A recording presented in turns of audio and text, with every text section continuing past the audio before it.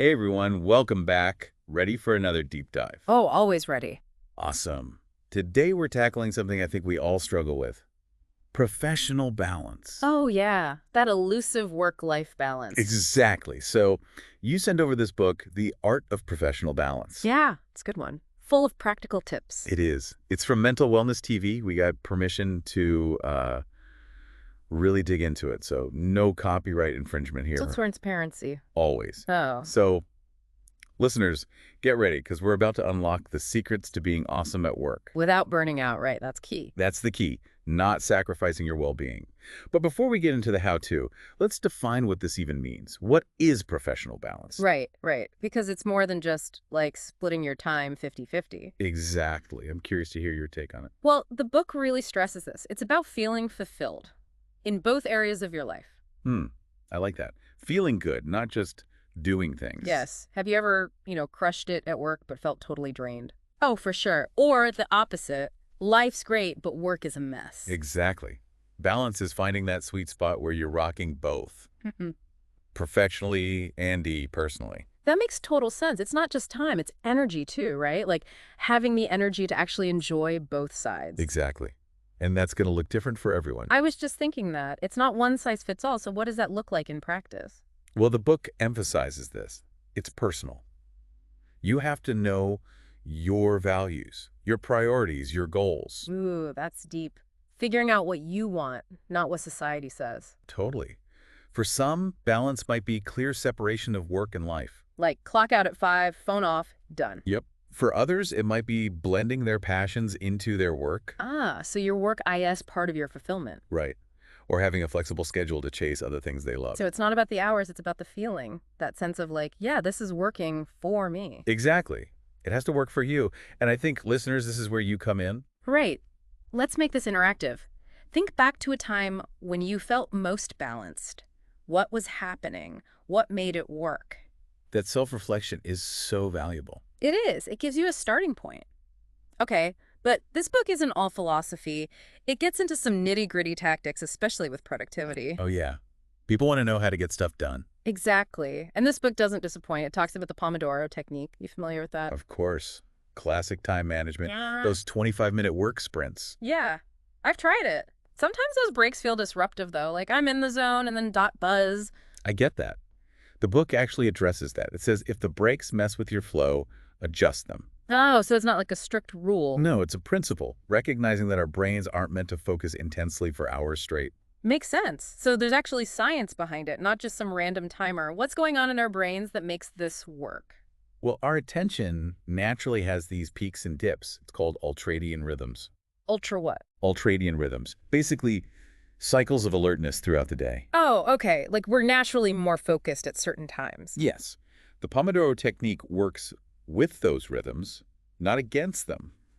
Those breaks let your brain reset. Ah, so you come back refreshed and ready to go again. Precisely. Okay, I like that. Pomodoro technique, check.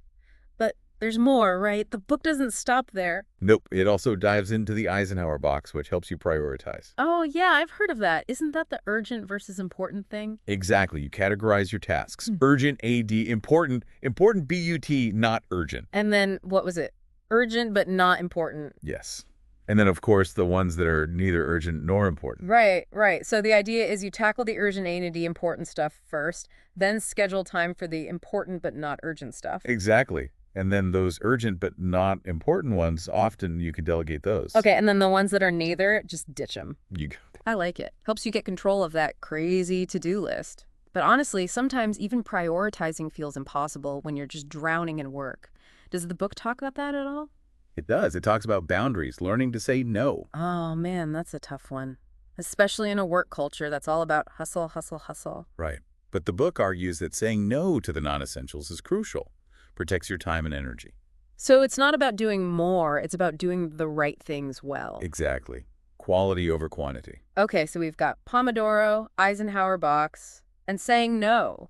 But I gotta ask, since you're the productivity guru here, what was your biggest takeaway from the book's productivity tips? You know, it wasn't a specific technique. It was the emphasis on self-awareness. Ah, knowing yourself. Yes, the book encourages you to figure out your work style, when you have the most energy, what conditions help you focus. Oh, interesting. So it's not about following someone else's rules. It's about creating your own system. Exactly. Tailored to you. I love that. Okay, so productivity is key, but it's just one piece of this balance puzzle, right? The book also goes into well-being at work, which, let's be real, can feel like an afterthought sometimes. Like we're so focused on hitting deadlines and goals that sometimes our well-being takes a back seat. It's true. We push ourselves too hard. Yeah. But this book really emphasizes that well-being isn't just a bonus, it's essential for like long-term success. It's foundational. You can't pour from an empty cup. Exactly. So, what were some of the well-being insights that stood out to you? Well, I was surprised by how much it focused on the physical work environment. Oh, yeah. It went deep on ergonomics, natural light, even the color of your walls. Right. It's fascinating. We underestimate how much our surroundings impact us. It's true. I used to work in this like tiny cubicle, no windows. My mood would just tank every time I walked in. It makes a huge difference. The book mentions studies about having plants on your desk. Really? Plants can boost productivity. They can reduce stress, help with concentration. It's amazing. And on the flip side, cramped spaces, bad lighting, noise, all that can lead to burnout. Oh, for sure. Noise is the worst. I can't focus if there's constant chatter around me. The book talks about natural light, too, how it can improve sleep, boost mood, even increase vitamin D. So it's not just about feeling good, it's about functioning well, too. Exactly. Your environment sets the stage for your mental state. Okay, so environment matters. But speaking of mental well-being, the book also gets into stress management. Of course, stress is a huge part of work life. Huge GE. And I like that the book goes beyond the typical advice like, take a walk, which, sometimes you just can't. Right. It dives into things like mindfulness, gratitude practices, things you can actually do during the workday. I'm a big believer in gratitude. I keep a gratitude journal. Even on crazy days, finding things I'm grateful for helps me stay grounded. I love that. What about you? Any go-to stress busters? Honestly, I used to be skeptical of like meditation and breathing exercises. That was all a bit woo-woo. I hear you. But then I had this super stressful period at work a few years ago, and I was like, all right, fine, I'll try anything. It actually helped. Just taking a few minutes to breathe deeply or do a quick guided meditation, it really calmed my mind. It's amazing how much those little practices can shift things. Totally. Like hitting a reset button. Mm-hmm. And it's something anyone can do no matter how busy they are. Exactly. And the book emphasizes it's not just about feeling better temporarily.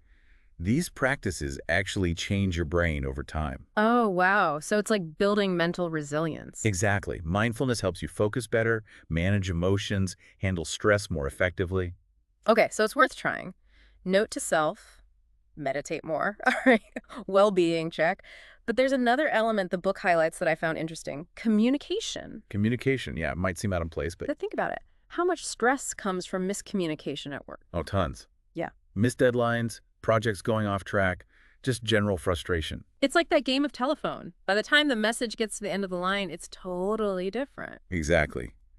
The book stresses the importance of clear, empathetic communication, active listening, being mindful of how we're coming across. Yeah, it talks a lot about active listening. It's not just hearing the words, it's understanding the other person's perspective, their emotions. So much gets lost in translation if we're not truly listening. We're so focused on our own thoughts. Right. But when we do make that effort to actively listen, it builds trust, avoids misunderstandings. It just makes work more harmonious. It does. And less stressful. Yeah. The book also talks about setting boundaries around communication, Ooh, like what? like setting specific times to check emails, having no meeting days, protecting time for focused work. Yes, creating those mental spaces where you can actually get things done. Okay, communication is key. Now, speaking of getting things done, what about motivation? Ah, the engine that drives us. Exactly. We can have all the best tools and strategies, but without motivation, it's all pointless. Motivation is everything. And the book dives into the different types. Intrinsic versus extrinsic. Right, right. Intrinsic is that inner drive, the passion that comes from within. Extrinsic is more about external rewards or pressure. Exactly. The book argues that we need both, but ideally, our work should align with our intrinsic motivators. Because when you're passionate about what you do, it doesn't feel like work, right? Exactly. It becomes a calling. That's the dream. Yeah. But let's be real, not everyone has that dream job. So what about those of us who might be struggling to find motivation in our current work? The book has some good advice for that, too. It says, even if your job isn't perfectly aligned with your passions, you can still cultivate that internal motivation. Hmm, by faking it. No, not faking it. It's more about finding the aspects of your work that you enjoy, seeking out growth opportunities, connecting your work to a larger purpose. I like that. Finding those little sparks of joy and meaning, even in the everyday tasks. Yes, and recognizing that motivation fluctuates. Some days you'll be supercharged, other days not so much. It's about accepting those ebbs and flows. Being kind to ourselves, not beating ourselves up when we're not feeling it. Exactly. And speaking of being kind to ourselves, the book also touches on something often overlooked in professional development: social connections. Oh, yeah. We're social creatures. We need those connections, but work can get in the way sometimes. It can. We get so busy that we neglect those relationships. But the book argues that those connections with colleagues are vital. Not just for our well-being, but for our productivity, too, right? Absolutely. When you feel connected at work, you're more likely to collaborate, support each other, and just be more engaged overall. It's like that sense of belonging, knowing you're part of a team, makes a huge difference. Yeah, it does. Now, the book also talks about leadership, which I found really insightful. Ooh, leadership. Always a hot topic. What stood out to you? The idea of people-centered leadership, Mhm. prioritizing the well-being and growth of your team members, creating an environment where people feel valued and empowered. Sounds amazing. But like, how do you actually do that? It's easy to say be more people-centered, but what does it look like in action? Well, the book suggests things like regularly asking for feedback from your team, actively listening to their concerns, being transparent about decisions. So basically, building trust and making people feel safe to speak up. Exactly. And also providing opportunities for growth, like training, mentorship, even just giving people space to explore their own interests. Investing in your people, because when people feel valued, they're more likely to be engaged and committed. Precisely. Now, we've talked about a lot of internal factors for professional balance, but the book also looks at the bigger picture: company culture and values. Oh, interesting. How does that fit in? Well, it argues that companies that prioritize things like social responsibility and ethical decision-making, they tend to have happier, more productive employees. Makes sense. If your personal values align with your company's values, it gives your work more meaning. Exactly. It's not just a paycheck. It's contributing to something bigger. It's about purpose. And I bet those companies attract and retain top talent, too. They do. The book even mentions studies showing that companies with strong social responsibility practices have higher employee engagement and better financial performance. So doing good is good for business. Exactly. It's a win-win. I like that. Okay, so company culture matters. And speaking of the bigger picture, the book also looks at the future of work, which is something we're all trying to figure out. It is. The future is uncertain but exciting. It is. So what are some of the trends the book highlights? Well, it predicts that remote work is here to stay. It's going to become even more common. Which has both pros and cons, right? Definitely.